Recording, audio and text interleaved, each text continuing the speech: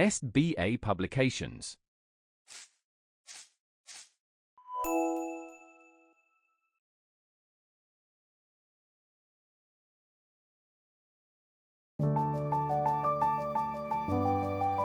नमस्कार प्यारे बच्चों, कैसे हैं आप सब। मैं उम्मीद करती हूँ आप सब बहुत अच्छे होंगे। प्यारे बच्चों, आज हम पढ़ेंगे पाठ 2। आज हमारे पास एक बहुत ही मज़ेदार कहानी और इस कहानी का टॉपिक है दास और शेर। आज हम एक कहानी पढ़ेंगे जो एक दास और एक शेर की मित्रता की कहानी है। चलिए शुरू करते हैं। यह कहानी एक दास की है जिसका नाम एंड्रोक्लीज था। मालिक उसके साथ पशुओं जैसा व्यवहार करता था। यहाँ पर एक दास जिसका नाम एंड्रोक्लीज है, उसकी कहानी दी गई है। यह वह दास है और यह उसका मालिक है जो इसको मारता पीटता है, इसके साथ दुर्व्यवहार करता है, इसको पशुओं की तरह रखता है और वह उसे भरपेट भोजन भी नहीं देता है। कभी कभी तो खाना देने के बदले मालिक उसे कोड़ों से भी मारता था। तो यह मालिक बहुत ही निर्दयी था। एक दिन मौका पाकर एंड्रोक्लीज मालिक के घर से भाग गया।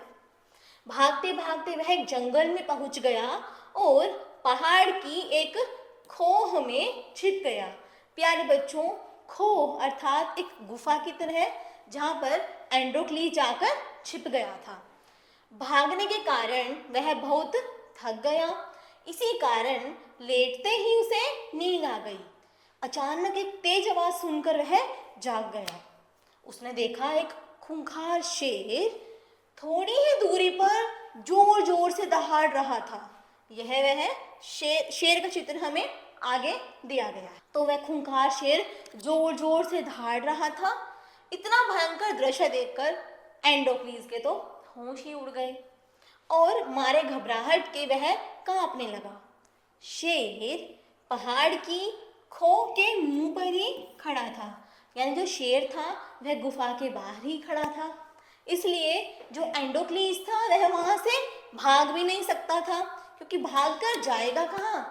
गुफा के बाहर तो शेर खड़ा है, अगर वह बाहर आया तो उसे डर था कि शेर कहीं उसे खा ना जाए। लाचार होकर वह शेर के आक्रमण की प्रतीक्षा करने लगा। उसे पता था कि अब तो शेर अंदर ही आएगा, मैं यहीं इंतजार करता हूँ, वह आएगा और मुझे खा लेगा।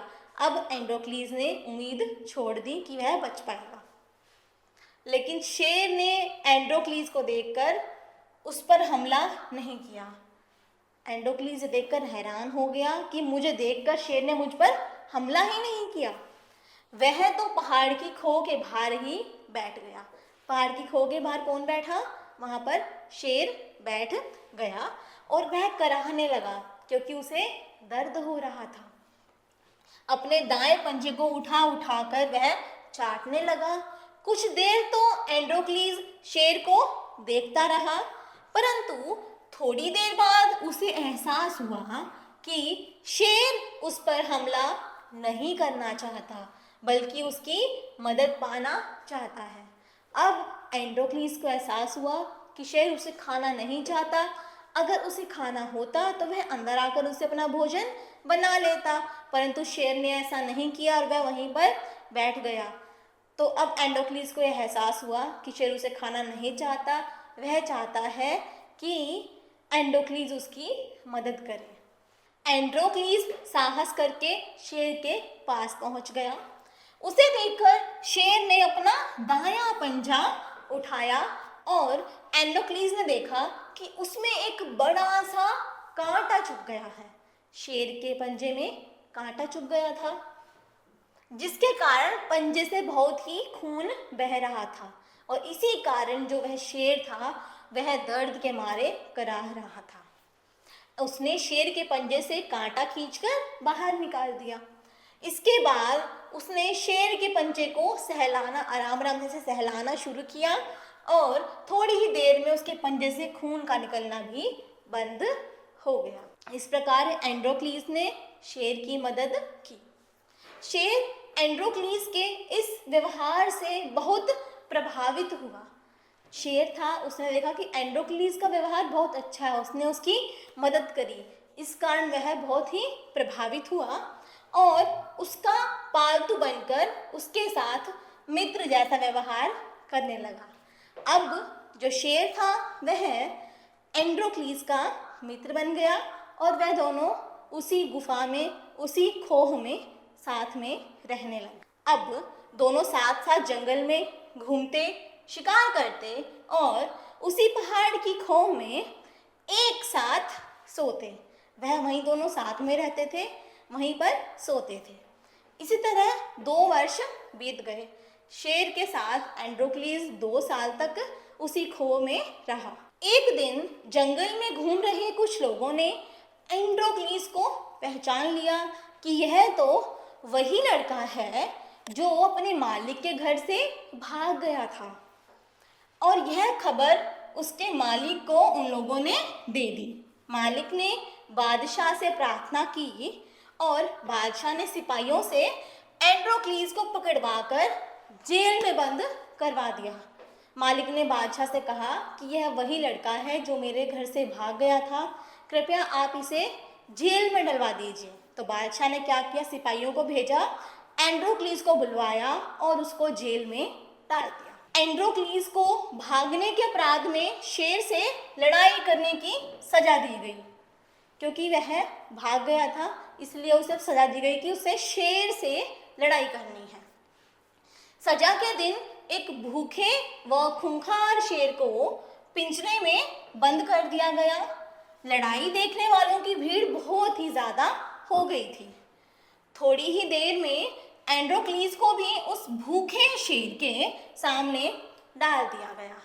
अब एंड्रोक्लीस को उस शेर से लड़ना था।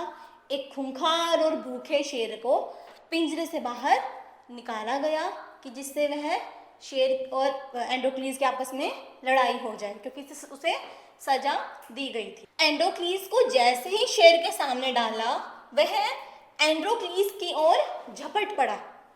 अपने सामने शेर के रूप में साक्षात मृत्यु को देखकर एंड्रोक्लीस ने अपनी आंखें बंद कर ली कि अब तो उसे मरना ही है, अब तो मृत्यु निश्चित है, क्योंकि वह भूखा शेर उसे अब खा जाएगा। लेकिन दहाड़ते हुए शेर ने एकाएक अपनी दहाड़ बंद कर दी और एंड्रोक्लीस के पैरों में लेटकर उसे चाटना शुरू कर दिया। पहले तो शेर दहाड़ रहा था, अब उसने दहाड़ना बंद कर दिया, वह रुक गया और वह एंड्रोक्लीस को देखकर उसके ही पास आ गया और उसे चाटना शुरू कर दिया। क्या आपने सोचा वह ऐसा क्यों कर रहा था? क्योंकि यह वही शेर था जिसके साथ एंड्रोक्लीस 2 साल तक गुफा में रहा था। एंड्रोक्लीस ने अपनी आंखें खोली। आंखें खोलते ही वह पहचान गया कि यह तो वही शेर है जिसके साथ उसने जंगल में 2 वर्ष बिताए थे। उसने शेर के सिर पर प्यार से हाथ फेरा तो शेर की आंखों से आंसू बहने लग गए। यह वह शेर है। आसपास बैठे सभी लोग यह दृश्य देखकर हैरान रह गए कि बादशाह भी शेर और मनुष्य की ऐसी मित्रता देखकर बहुत ही ज़्यादा हैरान हुआ और प्रसन्न भी हुआ कि शेर और मनुष्य की भी मित्रता हो सकती है। बादशाह ने एंड्रोक्लीस को अपने पास बुलाकर उसकी और शेर की मित्रता के बारे में पूछा। तब एंड्रोक्लीस ने पूरी कहानी बादशाह को बताई। एंड्रोक्लीस की कहानी सुनकर बादशाह बहुत ज़्यादा खुश हुए और उसने शेर के साथ उसे भी हमेशा के लिए स्वतंत्र कर दिया। अब बादशाह ने शेर को और एंड्रोक्लीस दोनों को ही छोड़ दिया। इस कहानी में हमें इस प्रकार एक मनुष्य और एक शेर की मित्रता की कहानी दर्शाई गई। आइए शब्दार्थ पढ़ते हैं। दास अर्थात गुलाम या नौकर। भरपेट यानी कि पेट भरकर। खूंखार भयानक, भयंकर, भयानक। कराहना मुंह से पीड़ा सूचक आवाज निकलना, यानी कि दर्द के मारे मुंह से आवाज निकलना। एहसास, अनुभव होना। व्यवहार, बर्ताव। खो यानी कि गुफा। दहाड़, शेर की तेज और खूंखार आवाज। लाचार, असहाय, यानी जो अपनी मदद नहीं कर सकता। और एकाएक यानी कि अचानक। प्यारे बच्चों, आपको अब अभ्यास कार्य दिया गया है। यह आपको अभ्यास कार्य दिया गया है, इसे आप स्वयं करने का प्रयास करेंगे। यह अभ्यास कार्य आपका इसी पाठ पर आधारित है। प्यारे बच्चों, आज आपने एक दास और एक शेर की कहानी पढ़ी। मैं उम्मीद करती हूँ आपको पढ़कर अच्छा लगा होगा, समझ आया होगा। आज के लिए इतना ही। मिलते हैं अगली कक्षा में एक नए विषय के साथ। धन्यवाद।